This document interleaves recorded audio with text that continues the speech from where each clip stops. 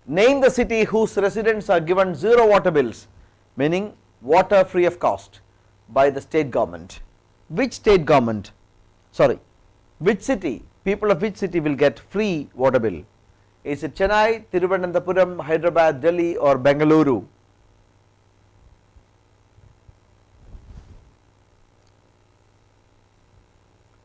People of which city is going to get water free of cost? That is the question. I am awaiting responses from you, please.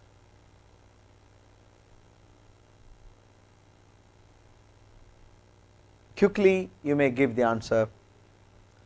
I think you people are checking the newspaper. Aha, okay, good, good, good. You are not disappointing me. The answer is correct, Hyderabad. Hyderabad is the correct answer. Good, good. Free water scheme launched in Hyderabad. Very important question. This can come for your examination. Hyderabad people, residents will get free water bills soon. The water will be supplied from river Godavari, Krishna and Godavari. Okay. Which country has, okay, this question I have already given you in the news, so it does not have a validity, but anyway you should apply, answer. Which country has declared nationwide state of emergency, suspending its parliament till August 1, 2021? Is it Thailand, Vietnam, Afghanistan, Indonesia or none of these? I take it for granted that you all will answer correctly. Yes, okay, it is Malaysia.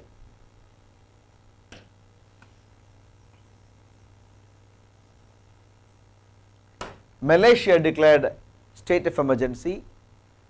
The official explanation is that it is due to coronavirus, to fight coronavirus, that Malaysia has imposed a national emergency, but critics charge that it was a bid by an unstable government to cling to power. Prime Minister Mahyudin Yassin confirmed that the parliament would be suspended and elections would not be conducted for the time being. It is for the first time that state of emergency is declared in Malaysia. The official version, the official explanation for imposing the state of emergency is that it was to fight coronavirus.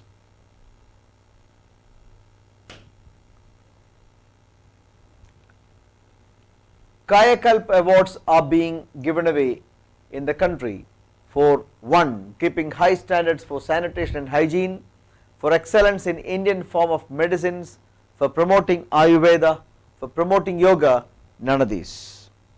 Kayakalp awards are given away for what? Please answer.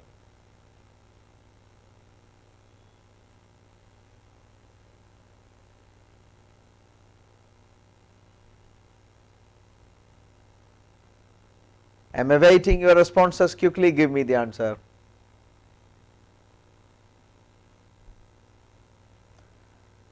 Very good. For keeping high standards of sanitation and hygiene, the first option is correct. The first option is correct.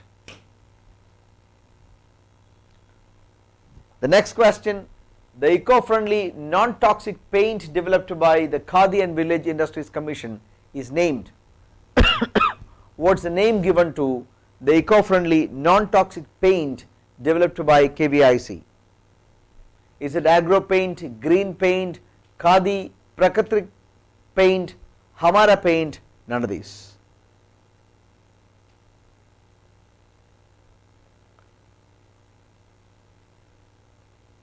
I await your response quickly.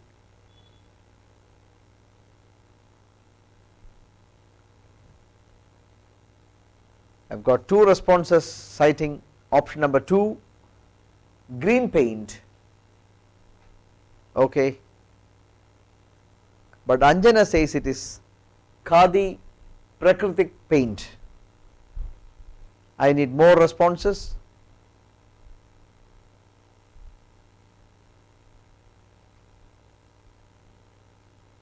It looks as if not too many people have read it in the newspaper. The answer is the third option, Khadi Prakritik paint. The third option is the correct one, Khadi Prakritik paint.